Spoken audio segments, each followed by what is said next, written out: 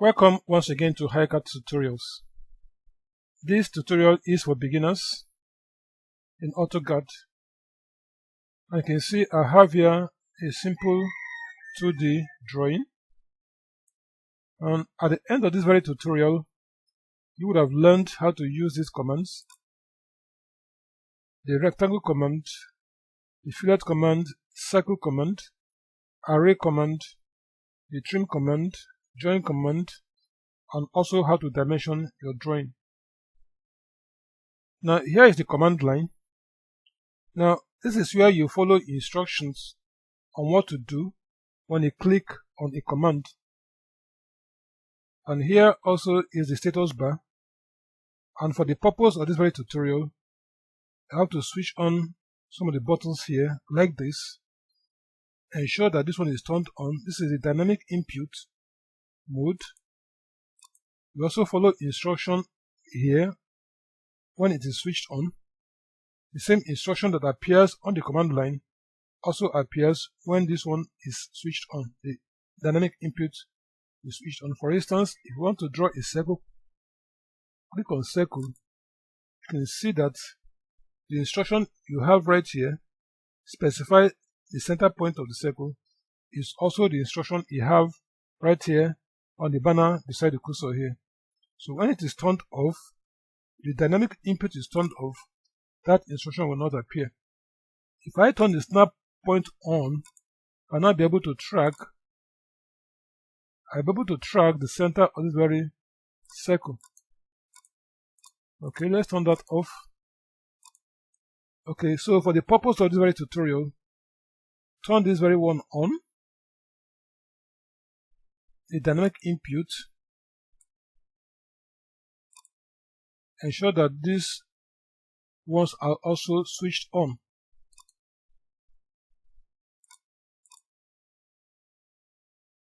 So you can also turn off this very command line and use the banner beside the cursor. All you need to do here is hold down the Ctrl key and enter 9 and turn off the command line. Click yes. Command line now is now switched off. Now I will also have to choose a workspace for this very drawing. So I move up right here and click on this arrow. In this case, I'm going to choose drafting and annotation because it is a 2D drawing. Okay, and again turn off this command line. I don't want to use it, so I enter Ctrl 9 and switch it off. Okay, so I can now start a fresh one. So I move this one to the left.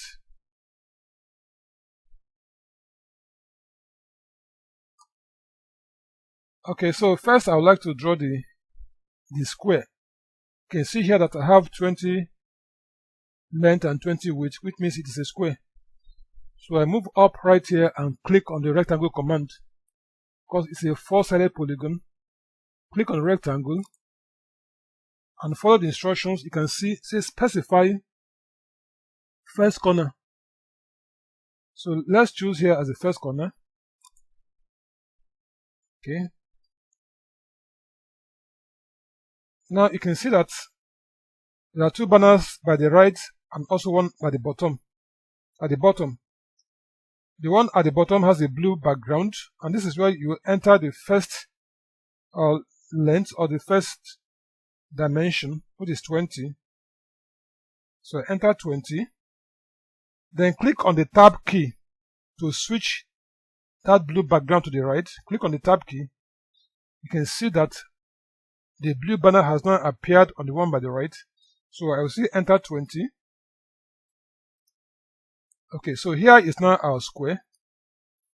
So the next I'm going to do will be to apply this fillet or this radius at the corners of the square, which is 2 millimeter radius. Now I'm going to use the fillet command to do that. So I come right here. Here is the fillet command. Click on fillet. Now I'm going to choose the radius for this very fillet now. So I can now right click. So right click and choose the radius of the fillet I want. Here it is 2. I'll enter 2. Now I have to fillet this very corner. And there are 3 ways you can apply this fillet, or more so. Now since I have chosen 2 as the radius, I can fillet these 2 angles. That's just one portion of it. Now to apply the rest fillets on these other ones, I can right click and choose repeat fillet. I can right click again and choose repeat fillet.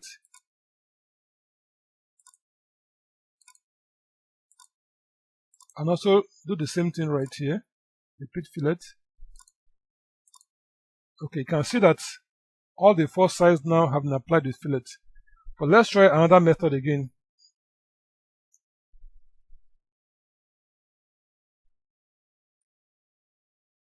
Okay, so let's now try apply the fillet using another method. Now, okay, so another method to apply the fillet is to also click on fillet command. Now choose the radius, which is 2, enter.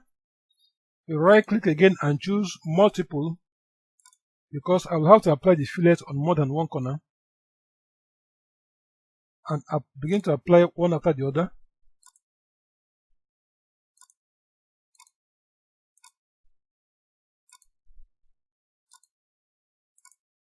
Okay, that is done.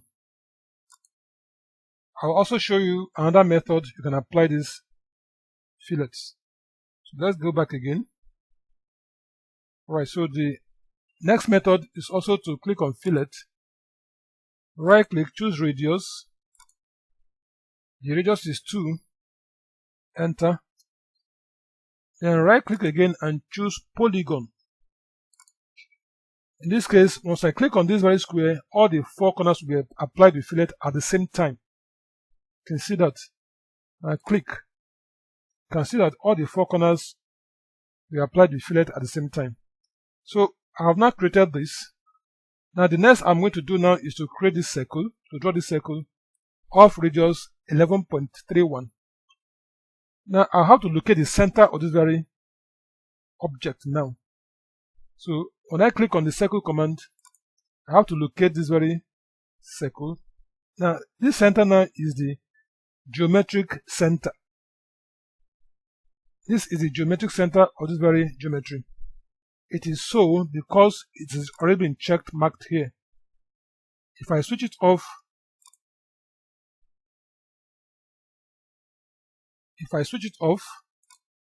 and try to draw the circle, you can see that I can't find the center here because it has been switched off.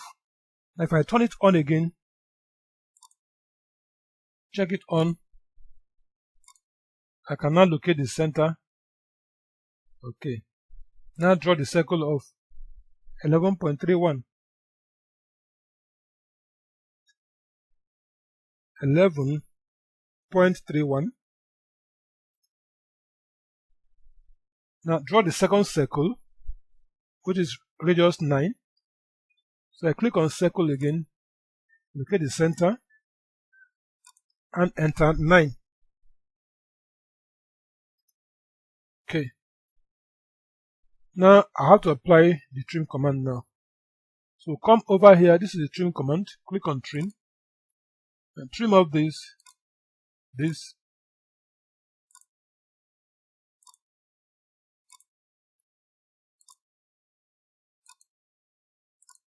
Okay. Right now I'm going to draw the circles. This circle is of 1 millimeter unit. So I click on circle command again. Now track the center of this very one, which is right there. That's the center of that circle. And enter a radius of 1. Right. Now I have to apply the array command. So the array command is located on the modify panel. When you click on this tiny arrow here, click on the polar array command. So I click on the polar array command, click on the object I want to array, which is this, enter, then locate the center of the very geometry, which is here, Enter. Now you can see that I have 6 of these items here, but I need only 4 because I just have 4 of them here. So I'm going to right click again and choose items and enter the number I want, which is 4. And exit this command. Okay, so you can now see that all the circles and the curves have not been applied. So the next I'll do now is to apply the dimensions.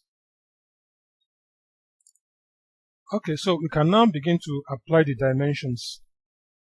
First, we're going to apply this 20. That is measure from here to here. So we come over to the annotation panel, come right up here, click on this tiny arrow, and here I'm going to use the linear dimension. Just click on linear command, click on this. Now when you click on linear command, you can only measure horizontal and vertical distances. So here I'm going to measure from here to here, which is horizontal. So I choose this very point, first point, second point here. Now move upwards. So that is 20. Now with the same linear command, also measure this because it's horizontal. This is vertical line now. Click on this and this. So this also gives me 20. Now you can see that there are other measuring tools there, like the aligned, angular, arc, radius, and the rest of them. But in this dimension, we're only going to use the linear and the radius commands, which are this and this. Now, to use the align command, you will only measure edge that is inclined at an angle. For instance, click on aligned. You only measure distance that is inclined. You can see that, but we're not measuring that one here now.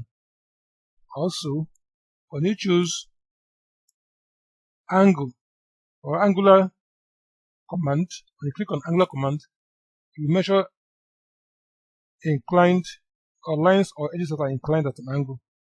For instance, we can measure this, and this. Click on these two lines to give us the angle, which is 90 degrees. But we're not applying that here now, so I'm going to wipe it off. Okay. So depending on the shape of your geometry, you can choose the command that suits the measurement. So the next, I'm going to measure the radius of the circles. So I click on radius. Then measure this radius.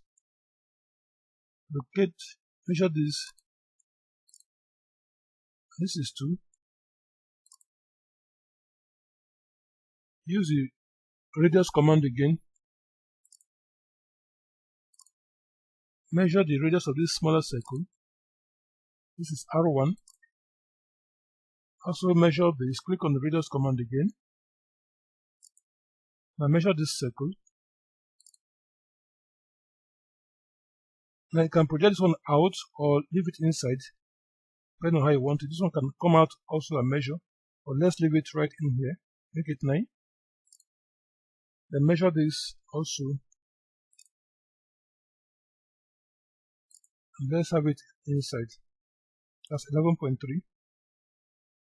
Or rather, I can still put it outside as 11.3. Okay. Alright, so here are the dimensions. And again, you can edit the dimensions. You can change the color of the line, the size of the text, the arrowheads of these dimension lines. So what you need to do in this case is to come over to the annotation panel, click on it, and click on this dimension style. Click on this second one. Now this window will come up when you click on modify. Right, so we can make changes or edit this very dimension in this very window. For instance, on the line, when you click on line, you can change the color of the line you want to whatever color you want, or the line, and choose the line type, the line width, and the line spacing. You can make changes on line on this very window. And when you click on symbols and arrows, click on this. Here you can change the size of the arrowheads.